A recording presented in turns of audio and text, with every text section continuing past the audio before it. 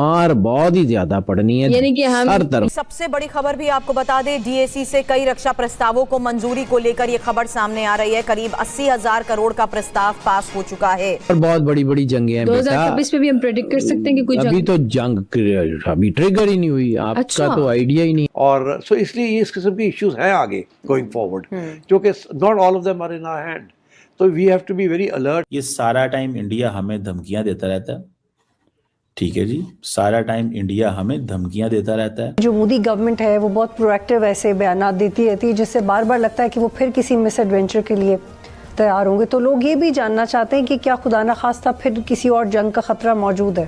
Pakistan India relations इससे ज़्यादा ख़राब कभी भी नहीं थे जितने अब है। कोई प्रोजेक्ट 75 इंडिया है जिसके मुताबिक इंडिया जो है वो 6 new generation diesel electric attack submarines जिनके अंदर हर तरह के फीचर्स होंगे। कि इसराइल ने अचानक सोमालीलैंड को तस्लीम कर लिया एक अलहदा मुल्क के तौर पे, इसके असरात क्या पड़ेंगे? पर सेठ साहब, वीज़ास के मामले पे कोई हमने डेवलपमेंट नहीं देखी और दौरा थोड़ा मशकूक सा रहा। कहा गया कि वे खास रेडियस से बाहर ही नहीं आए। अब न्यूक्लियर पावर्ड सबमरीन्स जो हैं वो महीनों जो हैं वो चल सकती हैं, हाई स्पीड पे ट्रैवल करती हैं, लंबे सफ़र करती हैं। असलिया खरीद रहा है और ना सिर्फ ये, बल्कि अब उसने ये दावा किया है कि वो बंकर बस्टर बॉम्ब जो हैं जो ईरान पे बरसाए गए वो भी बना रहा है। ज़ाहिर है हम ही उसका निशाना। जय हिंद दोस्तों, स्वागत है आपका आपके चैनल जय भारत में। दोस्तों, एक बहुत ही बड़ी न्यूज़ सामने आई है। बताया जा रहा है कि डीएसी की मीटिंग में भारत को 80,000 करोड़ के नए वेपन व नए युद्ध नीति के लिए 80,000 करोड़ का बजट बढ़ाया जा रहा है तथा 80,000 करोड़ के नए हथियारों को अपनी उसमें सैन्य सेना में शामिल किया जा रहा है। बताया ये भी जा रहा है कि डीएसी की मीटिंग में माननीय रक्षा मंत्री राजनाथ जी ने उन्होंने कहा है कि हम अब भारत को एक नई ऊंचाइयों पर ले जाएंगे तथा एक आत्मनिर्भर देश बनाएंगे। बताया ये भी जा रहा है कि इस घटना को देखकर पाकिस्तानी जो मीडिया है वो बहुत ही ज़्यादा डरी हुई है, क्योंकि पाकिस्तान का जो बजट है वो इस समय कहीं ना कहीं दिन पे दिन लो होता नजर आ रहा है और इंडिया का जो बजट है वो दिन पे दिन बढ़ता हुआ नजर आ रहा है। तो पाकिस्तान के लोग, पाकिस्तान मीडिया बहुत ही ज़्यादा डरी हुई है कि इंडिया कहीं ऐसे मिसाइल ना ले आए, क्योंकि इस मीटिंग में जो तय हुआ है उसमें मीटिंग में मिसाइलें हैं और भी बम हैं और भी टैंक हैं और भी एयरक्राफ्ट हेलीकॉप्टर जैसे बहुत सारी नए चीज़ों को भारत की सेना में शामिल करने का निर्णय लिया गया है, फैसला लिया गया है। इसमें सेनाओं की आधुनिक क्षमता बढ़ेगी। इस डील में MI-17 हेलीकॉप्टर अपग्रेड, MRSAM मिसाइलें, एस्ट्रा मार्क 2, पिनाका रॉकेट विकास आदि शामिल हैं।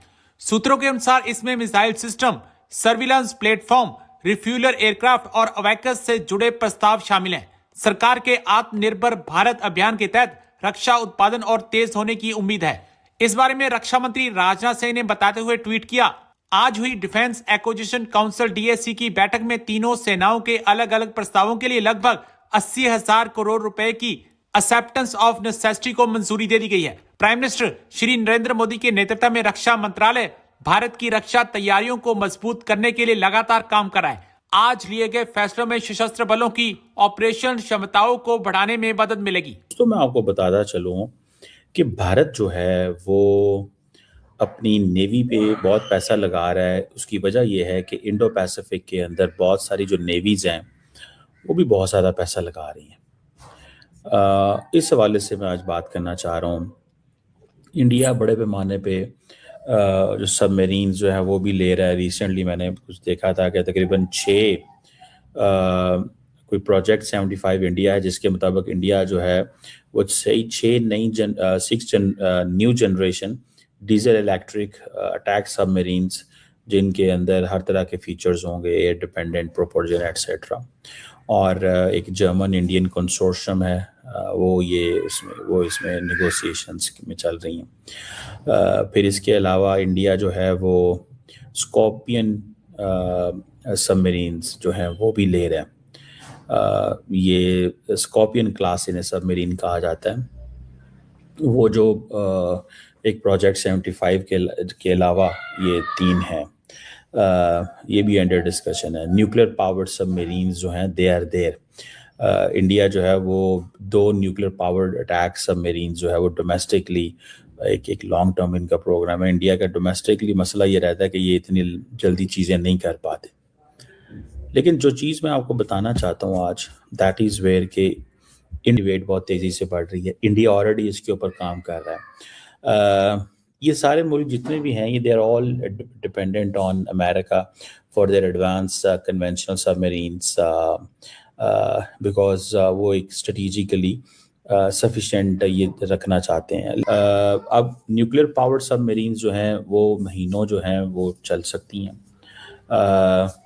हाई स्पीड पे ट्रैवल करती हैं, लंबे सफ़र करती हैं, परसिस्टेंस रहती है। ख़ास तौर पे साउथ चाइना सी और जो ताइवान की स्ट्रेट है, जहाँ पे आपको वो जिसे कहते हैं ना शैडो एडवर्सरी वेसल्स मिलते हैं, मींस के एडवर्सरी की वेसल्स हैं लेकिन शैडोइंग हैं, मतलब आपको पता नहीं चल रहा होता कहाँ पे हैं।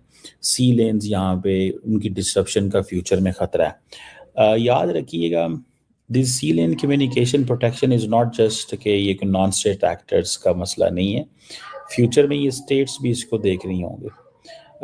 और आपको पता है for your economic dependence uninterrupted maritime Indo Pacific के अंदर, इन दी इंडो पैसिफिक, जहाँ पे इस वक्त बड़ी गेम हो रही है लॉन्ग टर्म अगर आप देखें इसको, तो वो अगर आप देखें तो आपको पता चलेगा कि Indians are preparing a lot. ये तो खैर मैंने गवादर की पिक्चर लगाई है, हमारे पाकिस्तान गवादर की, लेकिन अगर मैं बताऊं कि जो इंडो पैसिफिक रीजन है वो एक नया थिएटर है जहाँ पे नेवल एम्बिशंस बढ़ रहे हैं। अब जो बैलेंस ऑफ पावर है that is shifting beneath the waves, ये भी एक टर्म है। So balance of power is going on beneath the wave. जो एक चीज़ इमर्ज कर रही है वो एक मिलिट्री एक स्ट्रक्चरल ट्रांसफॉर्मेशन आ रही है, डिटेरेंस में, इंडस्ट्रियल कैपेसिटी में, अलायंस क्रेडिबिलिटी में। साउथ कोरिया जो है वो न्यूक्लियर पावर सबमरीन ले रहा है, जो यूएस जो है वो उन्होंने दी है 2025 के लेट उन्होंने अप्रूवल की है। और ऑस्ट्रेलिया जो है उसने ऑलरेडी एज एन ऑकस जो पार्टनरशिप है यूएस और यूके की, और जापान के अंदर भी डैम ट्रेड चाहिए। हमारी जो पाकिस्तान की नेवी है वो इंटरनेशनल वाटर्स के अंदर और पाकिस्तान के उसके अंदर it has the absolute capability that India can not stop any supply chain towards Pakistan. तो ये जो जापान एंड साउथ कोरिया जो है वो भी चाहते हैं अनइंटरप्टेड मैरीटाइम ट्रेड। सो ये जो नेवी बिल्ड की जा रही है ये सप्लाई चेन को देखते हुए बिल्ड की जा रही है। अब क्योंकि इतना ममालिक जो हैं वो डेली बेस के ऊपर डिपेंडेंट है, they are dependent on trade के ऊपर डेली बेसिस के ऊपर। ये नहीं हो सकता कि वो पहले डेली बेसिस वाला चक्कर कोई नहीं होता था, अब वो डेली बेसिस वाला चक्कर है, ठीक है। तो इंडिया जो है वो भी इस चीज़ में आया हुआ है कि हमें अपनी नेवी जो है उसको अच्छे से चलाना है। तो ये इंडियंस भी बाय कर रहे हैं।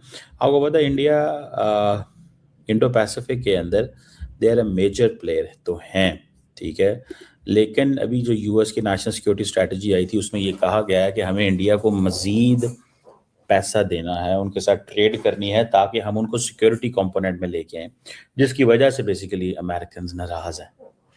समझ रहे हैं आप बात, जिसकी वजह से अमेरिकन नाराज़ हैं इनसे, ठीक है।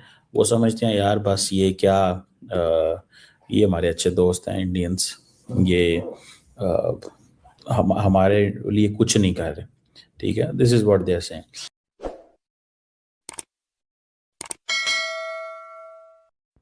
आई होप आपने वीडियो में एंजॉय किया होगा। तो ऐसे ही वीडियो देखने के लिए सब्सक्राइब कीजिए जय भारत चैनल को। हमारे चैनल पे आपको Pakistani reactions, Pakistani girls reactions, Pakistani media reactions, Pakistani funny reactions, Pakistani lasted update, Pakistani cricket update व पाकिस्तान की छोटी बड़ी न्यूज़ हमेशा मिलती रहेगी। तो मिलते हैं नेक्स्ट वीडियो में, जब तक के लिए जय हिंद जय भारत।